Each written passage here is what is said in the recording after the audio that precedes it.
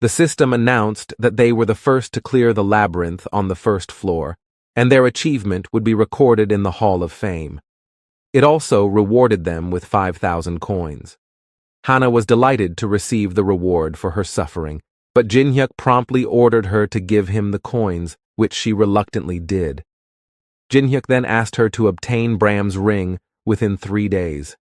As they walked home, a newsboard displayed information about the top guild of South Korea, Dangun, planning to clear the third floor with their own strength and without assistance from any country. Jinhyuk recognized their impatience to monopolize the tower's resources, even if it meant they might regret their actions.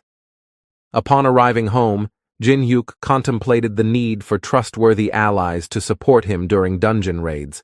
He decided to meet his former teammates.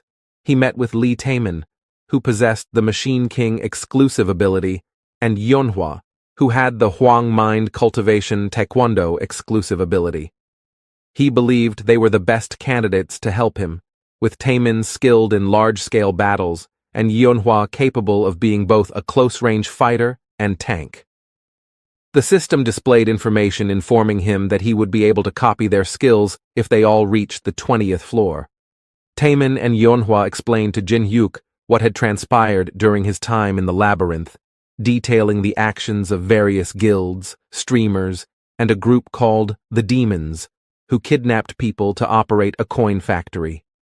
They also discussed the mandatory tests set up by the Awakened Association to filter out weaker individuals attempting to enter the tower. They noted that since the Tower of Trials had appeared, the number of people entering the tower had surged, resulting in increased casualties from the second floor onward. Jinhyuk quickly realized that the association's chairman was using this system to recruit powerful individuals while concealing their true potential to exploit them fully. With this knowledge, Jinhyuk planned to exploit the system as much as possible. He arrived at the association building, where he learned about the division of ranks from F to S. These ranks determined the individual's movement within the tower. Jinhyuk and his friends waited for their turn to take the test. While they waited, someone ordered Jinhyuk to move out of the way, but he questioned why he should. Suddenly, Park Hajin, Hana's brother and a prominent member of the Black Crow Guild, Kim Gi-tae, confronted him. Hajin considered himself significant, and Jinhyuk decided to use his Eye of Truth skill on Hajin to assess his abilities.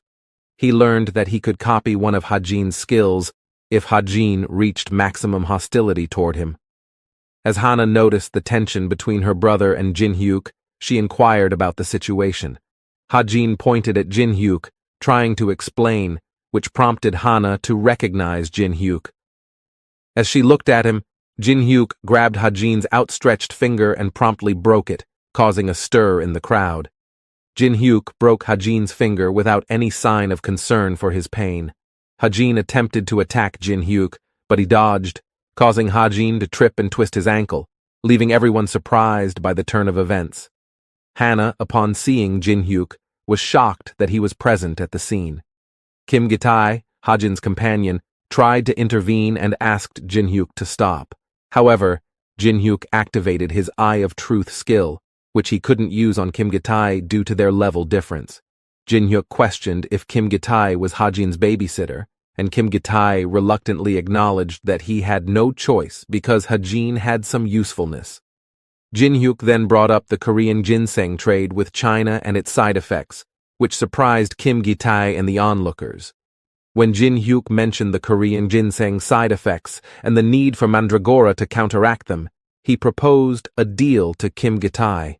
He would reveal the mandragora's location in exchange for access to monopolized dungeons.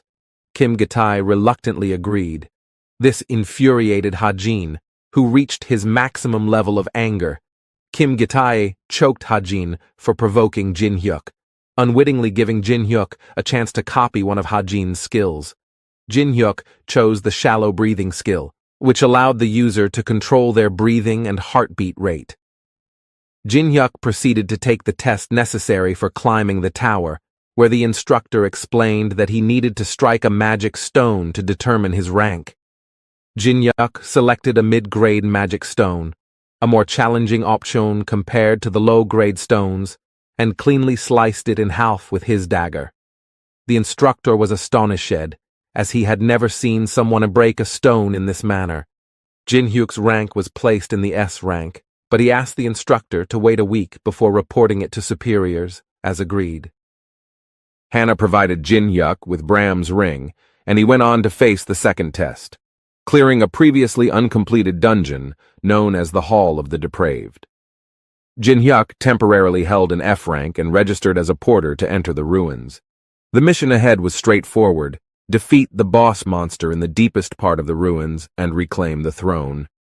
Before entering the ruins, Jin-hyuk received an announcement from the system offering him additional perks for being the only player to complete the Tower of Trials when it was still a game. These bonuses included a boost of +10 stats and luck, an adaptive stat known as Cold Heart, which enabled him to remain composed during critical, intense moments, and a passive skill called Monopoly, ensuring the best possible loot when clearing dungeons solo. The raid team and porters swiftly entered the ruins, led by Song Chunhwa. Jin-hyuk, assigned as a porter, was responsible for providing water and ice to the European players who had joined the raid. He quickly utilized his commune skill to befriend Teresa de Laurentia, one of the most renowned players in Europe. Jin-hyuk also realized, using his Eye of Truth, that he needed to save her from a perilous situation if he wanted to copy her exclusive skill, Blessing of the Star. However, their mission took an unexpected turn when they received notice that the ruins were aware of the raid's presence and would release the Guardians within 10 minutes. Despite the impending danger, their leader chose to stand their ground and fight instead of retreating, and the entire group prepared to face the Guardians. However, the raid leader, believing that solo players couldn't follow tactical instructions, made the decision to abandon them. In response, Teresa took it upon herself to save the solo players. She used her Sign of the Cross skill to burn the Guardians surrounding them. As the chaos unfolded, she noticed that 2 Guardians were already advancing toward the porter's location. At that critical moment, one of the Guardians targeted a porter. Jin-hyuk swiftly engaged the Guardian, using his dagger to set it on fire. He then moved to help the fallen porter. However, Teresa, seeing Jin-hyuk holding his dagger, misunderstood the situation and thought he might be the reason the Guardians were alerted to their raid. Teresa confronted Jin-hyuk, claiming she would arrest him and attempting to attack him. Jin-hyuk's agility allowed him to dodge her blows, and he managed to pin her down. With his dagger pointed at her, he clarified that she had misunderstood the situation. The porter quickly intervened and explained that Jin-hyuk had, in fact, saved him. Realizing her mistake, Teresa apologized. She then asked Jin-hyuk why he had hidden his identity if he possessed such strength. Jin-hyuk simply alluded to her secret quest and expressed his need for something from the same location. He explained that he knew how to clear the dungeon and extended an invitation to Teresa to join him in completing their secret quests. Teresa agreed to join forces with Jin-hyuk, and together they set off to locate the item within the ruins. Upon reaching their destination, Jin-hyuk and Teresa discovered that the area was protected by a magic barrier and swarming with undead monsters. Jin-hyuk swiftly explained his plan to Teresa and outlined their course of action. Following his instructions, Teresa leaped into the midst of the undead horde and activated her Song of the Warrior skill, which boosted her stats by 3 for the next 10 minutes. With divine power, she began to strike down the undead, turning them into chaos with her sword. Amid the chaos, an elite undead known as the Leech, hidden within the ruins, revealed itself.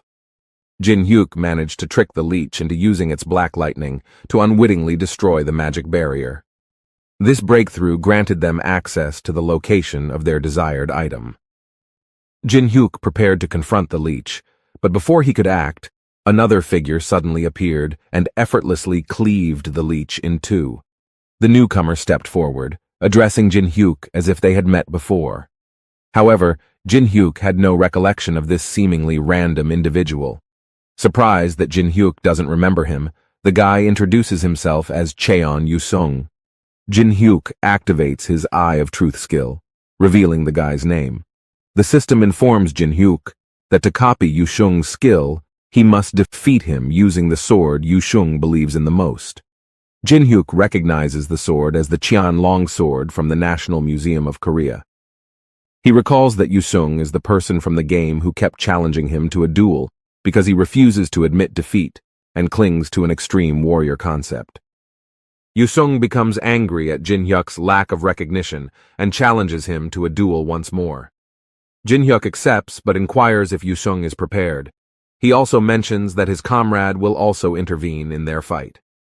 Yusung, observing the same test, decides to ensure no one interrupts their fight and activates his battlefield selection skill, transporting them to another location.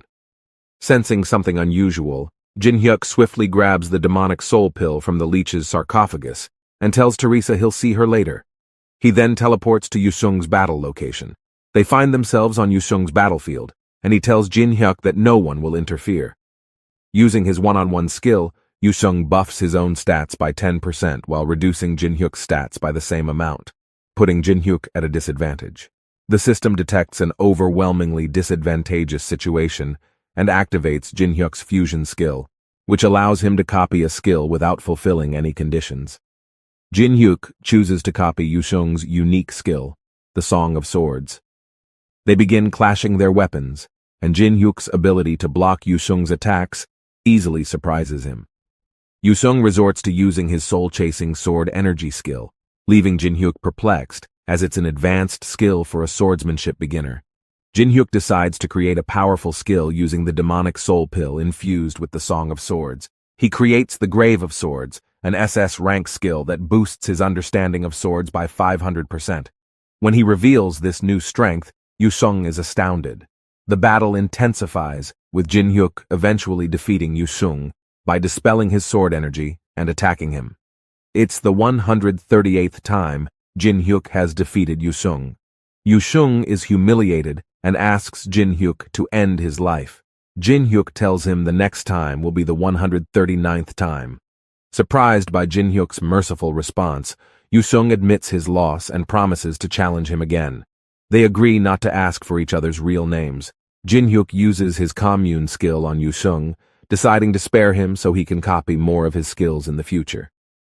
Yusung leaves, but not before making a playful comment about using Jin-hyuk's original name, Poop Fart, even in front of Teresa. As the scenes shift to the assault team leaving the labyrinth, they detect some magical power ahead and discover that some monsters are still alive. They're startled when an iron golem suddenly appears. A high-ranking vampire, Velis, stands on top of the golem. Velis reveals that he works for Progenitor, the owner of these ruins. The hunters are cautious, but Velis greets them. Velis offers them two choices: follow him without resistance. He activates the Blood Fist skill, causing blood to gush out of the hunters' bodies, explaining that half of them will become his meal. Meanwhile, inside the labyrinth, Jin-hyuk acquires the Frozen Tear, an SSS rank item that raises his magic level by 12. He marvels at his luck in obtaining it with the demonic soul stone. The system notifies Teresa of an offer from the Hall of the Depraved Owner to come to rescue the assault squad. She's fearful, doubting whether she can defeat Progenitor, and wondering if her assault squad could have succeeded. Yusung chooses to leave, emphasizing that no one in the world is as powerful as Jin-hyuk.